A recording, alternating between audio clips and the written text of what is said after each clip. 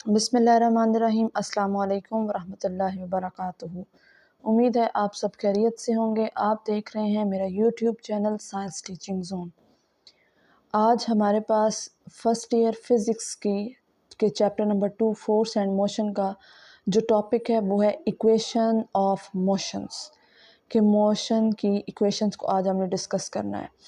सबसे पहले हमारे पास है कि equation of motion describe the motion of an object using 3 kinematics variable के 3 काइनेमेटिक्स वेरिएबल को इस्तेमाल करते हुए हम इस इक्वेशन में किसी भी ऑब्जेक्ट की मोशन को डिस्क्राइब करते हैं।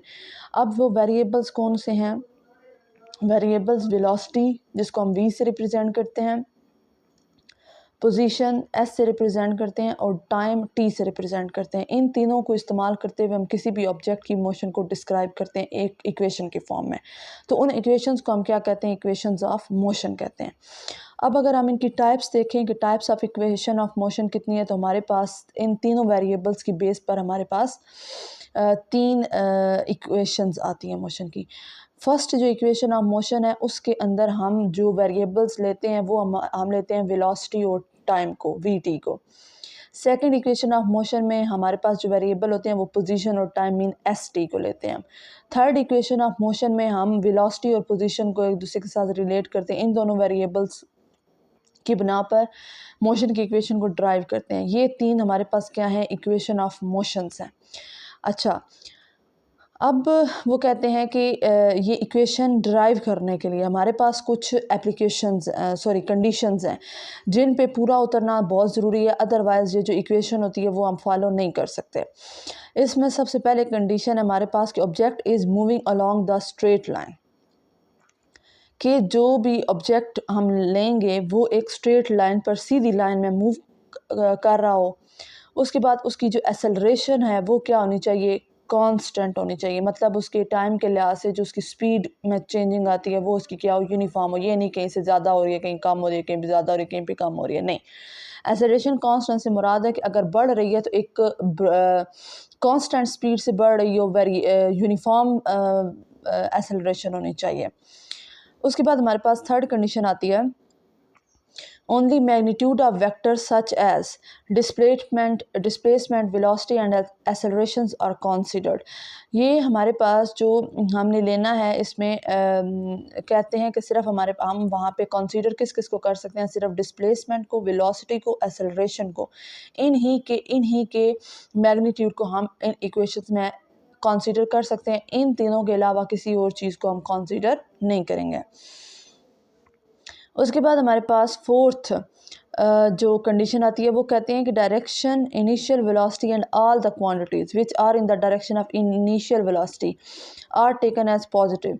मींस अगर हमारे पास इनिशियल वेलोसिटी है या और कुछ क्वांटिटीज़ हैं उनकी वो डायरेक्ट किसकी तरफ कर रही हैं? इनिशियल वेलोसिटी की तरफ उनकी डायरेक्शन है तो वो हमारे पास पॉजिटिव होगी। अगर इनिशियल वेलोसिटी की तरफ नहीं होगी तो उसकी वैल्यू क्या होगी? हमारे पास नेगेटिव हो जाएगी।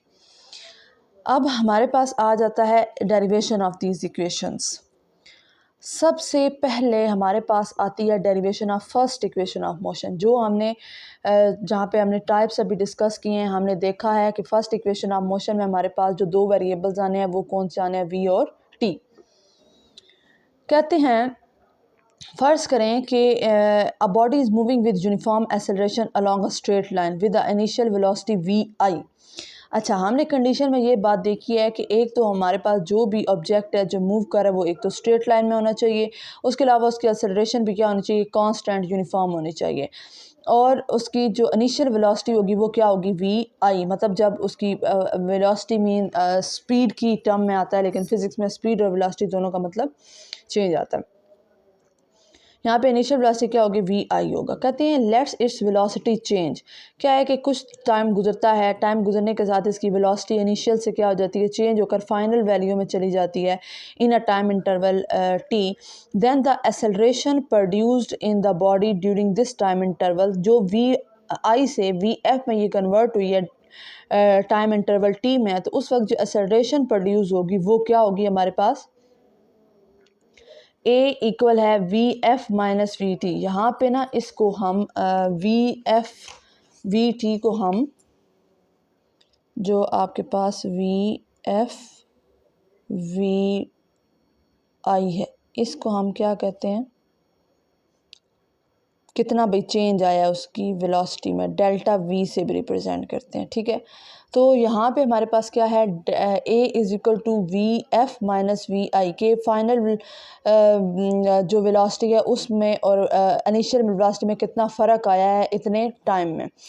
तो अब यहाँ पे हम जस्ट इसको अरेंज कर रहे हैं, हमने फाइनल वेलोसिटी निकालनी है ना, तो फाइनल वेलोसिटी के लिए क्या होगा कि ये टी यहाँ पे क्या हो रहा है, इक्वल के साइड पे डिवाइड हो रहा है, तो ये जब इक्वल के दूसरी साइड पे जाएगा तो ये मल्टीप्लाई होगा, मतलब ए टी बन जाएगा। ये देखें ए टी इक्वल है वी एफ माइनस वी आई, हमने वी आई निकालना है तो यहाँ पे सॉरी वी एफ निकालना है तो वी आई यहाँ पे माइनस में है, तो ये जब इक्वल के दूसरी साइड पे जाएगा तो ये क्या हो जाएगा, वी आई प्लस में हो जाएगा। ये यहाँ पे जस्ट जो है वो अरेंज किया हुआ है उसको। अब ये क्या है हमारे पास, v F is equal to v i plus a t, हमारे पास क्या है, फर्स्ट इक्वेशन ऑफ मोशन है। ये क्या करती है, it correlates the final velocity attain bye a body with initial velocity at the time interval T. इसमें हम क्या देखते हैं, मुआवजा देखते हैं, इसको रिलेट करते हैं कि एक टाइम इंटरवल में वेलोसिटी, इनिशियल वेलोसिटी से फाइनल वेलोसिटी अटेन करने में बॉडी को जब वो कितनी थी जब हम उसको मूव करवा रहे हैं कांस्टेंट एक्सेलरेशन के साथ। ये था हमारे पास एज अ जस्ट फार्मूला के बेस पर हमने इसको ड्राइव किया। तो नेक्स्ट हमारे पास आता है derivation of first equation of motion by graphical method, कि ग्राफ के ज़रिए हम इक्वेशन ऑफ मोशन को कैसे डिराइव कर सकते हैं। सबसे पहले यहाँ पे आप ग्राफ देख लें तो ये हमारे पास क्या है, ग्राफ है। यहाँ पे आपके पास ये एक्सिस कौन सा होता है, वाई एक्सिस होता है। ये एक्सिस कौन सा है, एक्स एक्सिस है। हमने वाई एक्सिस पर वेलोसिटी को रखना है और एक्स एक्सिस पे हम टाइम को रखेंगे। पहले क्या हो रहा है, कोई भी अगर ऑब्जेक्ट है तो वो क्या करेगा, मूव कर रहा होगा। मूव कर रहा होगा तो उस वक्त यहाँ पे था, हमने ग्राफ बनाया, यहाँ पे क्या है, वो मूव कर रहा है लेकिन हमने उसको अब्जॉर्ब करना स्टार्ट नहीं किया। जब ये इस पे पहुँचेगा ना, तब हम इसको क्या करेंगे, इसको एब्जॉर्ब करना स्टार्ट कर देंगे। तो फिर ये टाइम इंटरवल टी पर जो इसकी वेलोसिटी में वेलोसिटी वी बाय टी पे ये इसकी जो एक्सेलरेशन होती है वो हमारे पास क्या देती है, एक स्लोप देती है जो कि ए से बी तक होती है। पहले उसकी जो वेलोसिटी है वो इनिशियल वेलोसिटी ओ ए है। टाइम इंटरवल पर ये क्या हो जाएगी, जब हम इसमें फॉर एग्ज़ाम्पल आप ये फ़र्ज़ करें ना कि आप एक मोटरसाइकिल जो है चला रहे हैं तो उसकी पहले स्पीड कितनी है, 20 मीटर पर सेकंड है। तो ड्राइवर क्या करता है कि एक्सीलेटर दबाता है तो 5 सेकंड में उसकी रफ़्तार जो होती है वो 20 से बढ़कर क्या हो जाती है, 30 मीटर पर सेकंड हो जाती है। तो इसके लिए क्या करेंगे हम, जो इक्वेशन ऑफ मोशन है ना उसमें हम इसको देखते हैं। यहाँ पे हम ग्राफ की शक्ल में यहाँ पे देख रहे हैं तो हमारे पास क्या होगा कि इनिशियल वेलोसिटी वी आई है, वी आई किसके दरमियान है, ओ और ए के दरमियान। ये देखें O A is equal to v i initial velocity of the body. अब जो वी एफ है वो आपको यहाँ पे नज़र आ रही है, यहाँ से यहाँ तक, ये आपके पास क्या है, बी से डी तक। ये हमारे पास आपके पास क्या है, फाइनल, ये यहाँ पे फाइंड गलती से प्रिंट हुआ है, final velocity of the body. जैसे यहाँ पे अगर हम टॉपिक को देखें तो क्या कह रहे हैं कि first equation of motion can be derived using velocity time graph and object moving with initial velocity v i, final velocity v f and constant acceleration a, कि हम इन तीनों का क्या करके वेलोसिटी टाइम ग्राफ बनाकर हम फर्स्ट इक्वेशन ऑफ मोशन को derive कर सकते हैं। कैसे कि let the velocity of body at a point A is, A वाले पॉइंट पे क्या है, ए वाले पॉइंट ये जहाँ पे ये वाली लाइन आपको नज़र आ रही है, यहाँ पे ये क्या है, वी आई है with changes to we F. ये वी आई किस में चेंज हो गया, वी एफ में चेंज हो गया, किस पॉइंट पर जाके, इस बी वाले पॉइंट पर। कब, टाइम इंटरवल टी पर। अब a perpendicular B D is drawn from point B to the X axis. Perpendicular हम इसको ही कहते हैं हम क्या करेंगे, प्रिपेंडिकुलर बी डी, हम ये डॉटेड लाइंस को खींचेंगे एक्स एक्सिस पर लेके। ये मैंने आपको बताया था ये कौन सा एक्सिस है, एक्स एक्सिस है। And another perpendicular B E from B on y axis.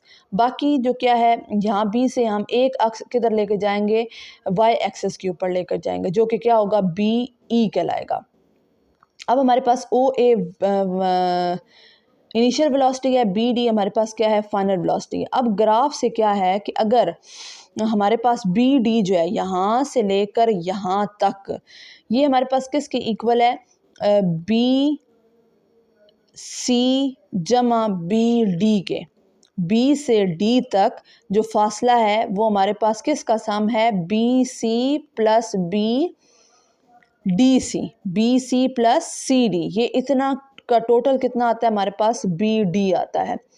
अब जो डी सी है, डी सी यहाँ पे, ये डी सी और यहाँ पे ओ ए, ये दोनों आपस में क्या है, इक्वल हैं। तो हम यहाँ पे डी सी की जगह पर ओ ए भी लिख सकते हैं। जैसे कि यहाँ पे आपकी बुक के अकॉर्डिंग डी सी की जगह पे उन्होंने नीचे वाली इक्वेशन ओ ए लिख दिया है और सी भी सेम है, और उन्होंने यहाँ पे बताया कि we know that C D equal है ओ ए के।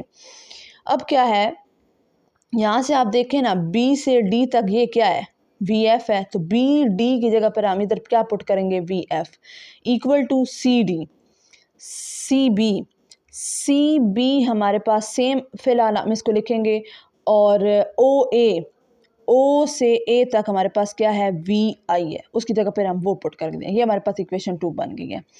अब हमने क्या करना है, the value of B C is above equation, B C से की जो वैल्यू है वो ऊपर वाली इक्वेशन में हम कैसे डिवाइड, यहाँ पे हमने बी सी में कुछ भी नहीं लिखा, बी सी की जगह पे हमने बी सी लिखा है। तो वो कह रहे हैं कि ऊपर वाली इक्वेशन में बी सी की वैल्यू को डिटरमाइन करने के लिए हम क्या करेंगे, एक स्लोप बनाएंगे जो ए से बी तक जाएगी, जो कि ये स्लोप किसके इक्वल होगी, ए के इक्वल होगी। ये वाली स्लोप क्या है, किसके इक्वल है, ए के इक्वल है।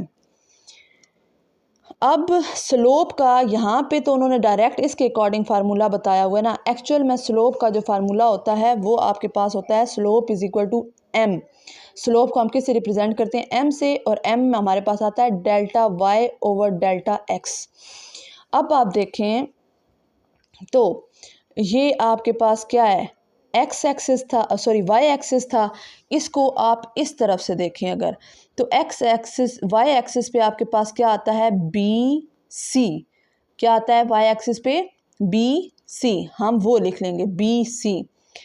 बाकी आता है डेल्टा एक्स, डेल्टा एक्स को हम देखेंगे एक्स एक्सिस पर। एक्स एक्सिस हमारे पास किसके इक्वल है, ए सी के, किसके, ए सी के, ए सी या ओ डी जो भी लिखें, ये दोनों क्या है, एक दूसरे के इक्वल हैं। अभी अभी हमने यहाँ पर इसको देखा है।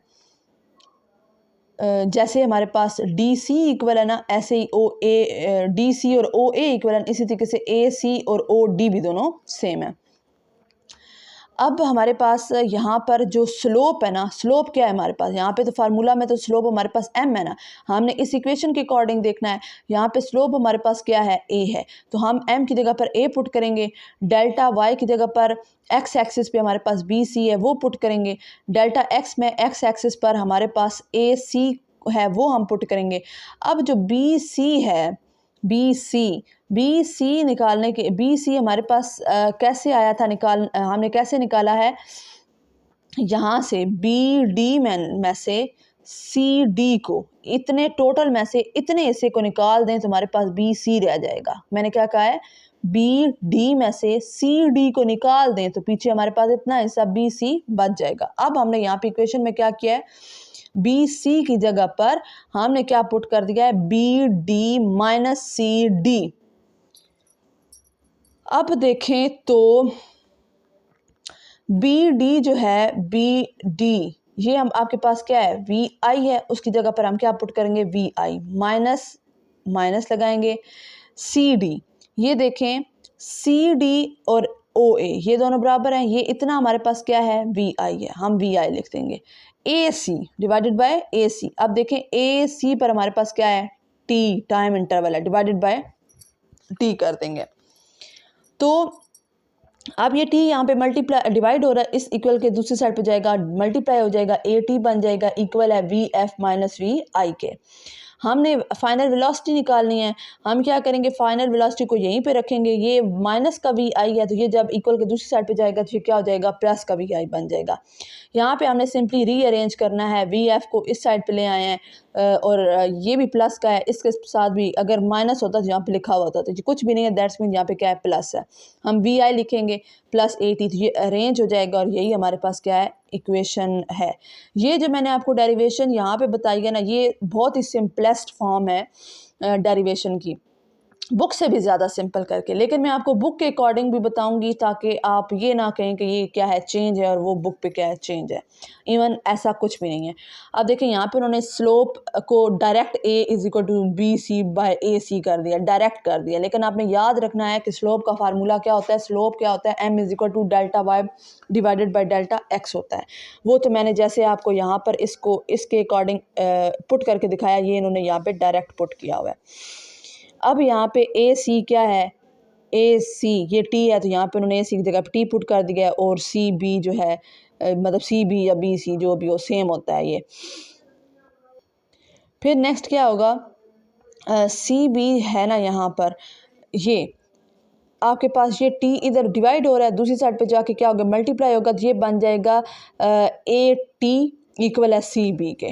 तो ये हमारे पास क्या बन जाएगी equation, C B is equal to A T. अब हमने क्या करना है, दूसरी और ये तीसरी इक्वेशन बन गई है, अब हमने दूसरी और तीसरी इक्वेशन को कंबाइन करना है। हमारे पास दूसरी इक्वेशन क्या थी, ये v F is equal to C B plus we आई।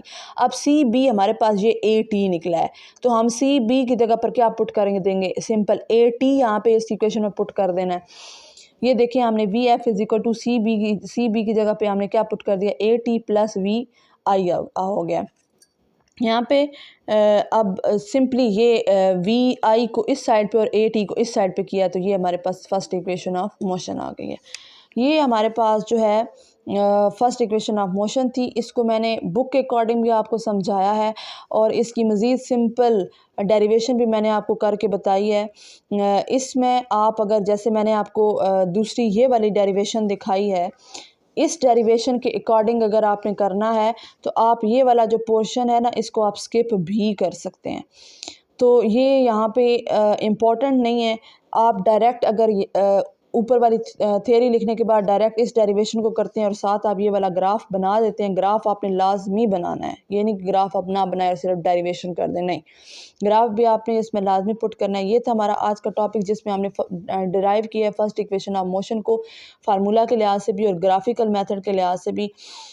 उम्मीद है आपको लेक्चर की समझ आ गई होगी। फिर भी अगर आपका कोई भी किसी किस्म का भी क्वेश्चन हो या आपको टॉपिक को समझने में कोई मुश्किल आई हो, आप कमेंट बॉक्स में क्वेश्चन कर सकते हैं। इंशाल्लाह मैं आपको इस पॉइंट को क्लियर करने की ज़रूर कोशिश करूँगी। अगर आपको लेक्चर पसंद आया हो तो इसको अपने फ्रेंड्स के साथ लाजमी शेयर कीजिएगा, लाइक भी कर दीजिएगा और कमेंट भी कर दीजिएगा। ऐसे इन्फॉर्मेटिव लेक्चर्स के लिए साइंस टीचिंग जोन को सब्सक्राइब, लाइक और शेयर करना मत भूलिएगा। मिलते हैं इंशाल्लाह ताला नेक्स्ट लेक्चर में, तब तक के लिए रखिएगा अपना बहुत सारा ख्याल, मुझे रखिएगा अपनी दुआओं में याद, मुझे दें इजाज़त, अल्लाह हाफ़िज़।